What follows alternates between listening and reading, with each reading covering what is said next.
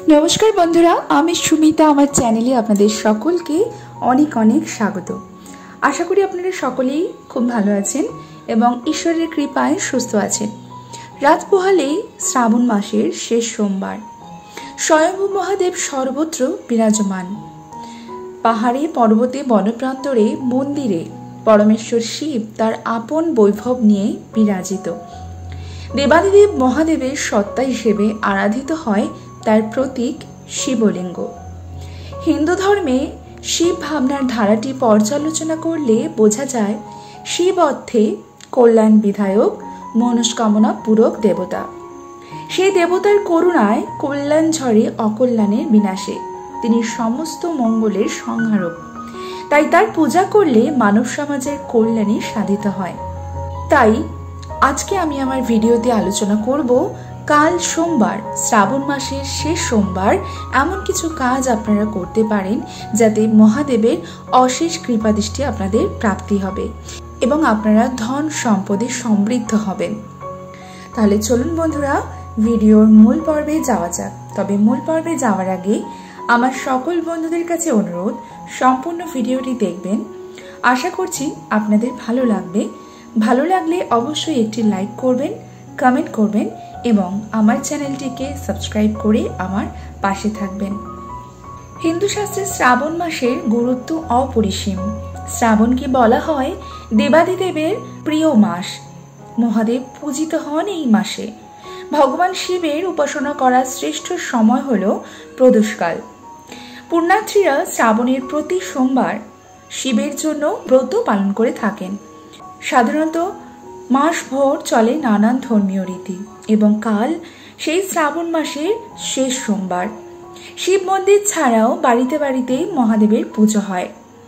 मने करा हय श्रावण मास शिवेर अत्यंत प्रिय मास जेहेतु ताई ताके सन्तुष्ट करार कोनो त्रुटि भक्तरा राखेन ना।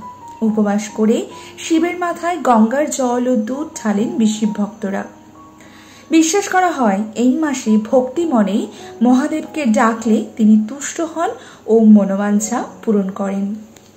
काल जेहेतु श्रावण मासेर शेष सोमवार आपनारा की काज करबेन? श्रावण मासेर एई विशेष दिने आपनारा शिवेर आराधना तो अवश्यई करबेन। सकाल सकाल घुम थेके उठे पड़बेन। ब्रह्म मुहूर्ते घुम थेके उठते पारले भीषणই ভালো। যদি না হয় সেটা যদি আপনারা না পারেন তাহলে সকাল সকাল ঘুম থেকে উঠবেন। তারপর স্নান সেরে নেবেন। স্নান সেরে স্বচ্ছ পোশাক পরে নেবেন। তারপর যদি আপনার বাড়িতে শিবলিঙ্গ থাকে তবে বাড়ির মন্দিরে আপনি প্রদীপ জ্বালাবেন। তারপর শিব ঠাকুরের আরতি করবেন এবং ভোগ নিবেদন করবেন। মনে রাখবেন যে শুধুমাত্র সাত্বিক জিনিস ঈশ্বরের কাছে নিবেদন করা যায়। ডান হাতে জল নিয়ে শ্রাবণ মাসের শেষ সোমবার ব্রতর সংকল্প করবেন। এরপর সমস্ত দেবতাদের উপর গঙ্গা জল অর্পণ করবেন। ওম নমঃ শিবায় মন্ত্র জপ করে শিব শঙ্করের অভিষেক করবেন। ভোলানাথকে সাদা ফুল, সাদা চন্দন, ভাং, ধুতুরা, গরুর দুধ, পঞ্চামৃত, সুপুরি, বিল্লপত্র ও জল অর্পণ করবেন। পুজো সামগ্রী অর্পণ করার সময় ওম নমঃ শিবায় মন্ত্রটি জপ করতে কিন্তু একদমই ভুলবেন না। শ্রাবণ সোমবারের পুজোয় সোমবারের ব্রত কথা অবশ্যই আপনারা পাঠ করবেন এবং পুজো শেষে আরতি করতে কিন্তু ভুলবেন না। প্রসাদ হিসেবে শিব ঠাকুরকে ঘি ও চিনির ভোগ অর্পণ করবেন। তারপর সেই প্রসাদ বিতরণ করবেন ও নিজেও তা গ্রহণ করবেন।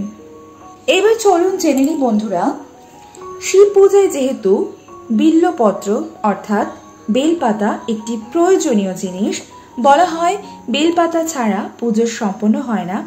তাই আজকে আমরা জেনে নেব বেলপাতা কিভাবে আপনারা ব্যবহার করবেন এবং বেলপাতা কোন কোন দিন তোলা যায়, কোন কোন দিন তোলা যায় না।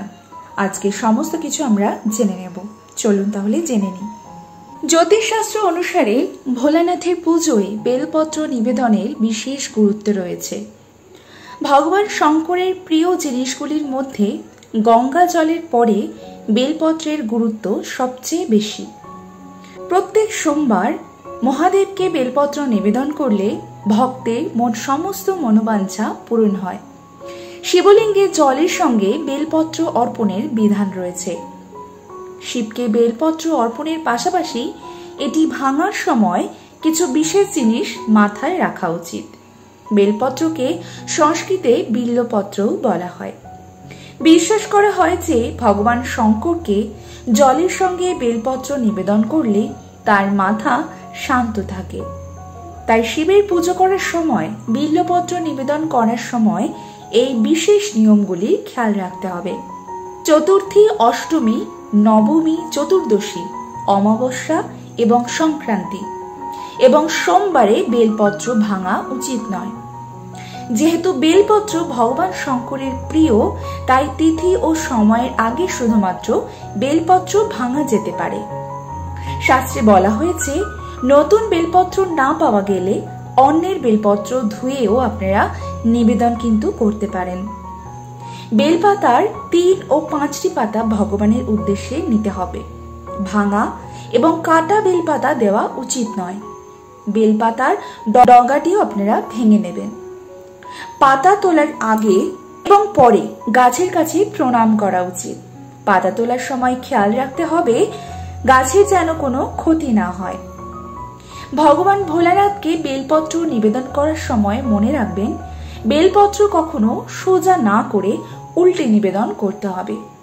বেলপত্রের মসৃণ অংশ শিবলিঙ্গের ওপরে থাকতে হবে। বেলপত্রে কোনো চক্র ও বজ্র থাকা উচিত নয়। বেলপাতা সব সময় পাওয়া যায় না। গাছে পোকামাকড় থাকায় বেলপত্র অনেক সময় হয় পাওয়া যায় না। তাই অনেকেই বেলপত্র ভেঙে গুঁড়ো করে ভগবানকে নিবেদন করেন। কাল দেবাদিদেব মহাদেবের বিশেষ আশীর্বাদ পাওয়ার শেষ সুযোগ। তাই এই দিন রাতে বেলপত্রে প্রদীপ জ্বালান। তুলসী, অশ্বত্থ, আমলকি গাছের পাশাপাশি বেলগাছকেও পূজনীয় বলে মনে করা হয়। ভগবান শঙ্করের বিশেষ আশীর্বাদ পেতে শ্রাবণ মাসের শেষ সোমবার বেলগাছের নিচে আপনারা প্রদীপ জ্বালান। পূর্ণ হবে আপনাদের সমস্ত মনস্কামনা। আপনারা সুখ সম্পত্তিতে ভরে উঠবেন, আপনারা সমৃদ্ধ হবেন। তাহলে বন্ধুরা, আশা করছি আজকের ভিডিওটি আপনাদের ভালো লেগেছে। ভালো লাগলে অবশ্যই একটি লাইক করবেন, কমেন্ট করবেন এবং আমার চ্যানেলটিকে সাবস্ক্রাইব করে আমার পাশে থাকবেন। দেখা হবে আপনাদের সঙ্গে আরো একটা নতুন ভিডিও নিয়ে। ততক্ষণের জন্য আপনারা খুব ভালো থাকবেন এবং সুস্থ থাকবেন।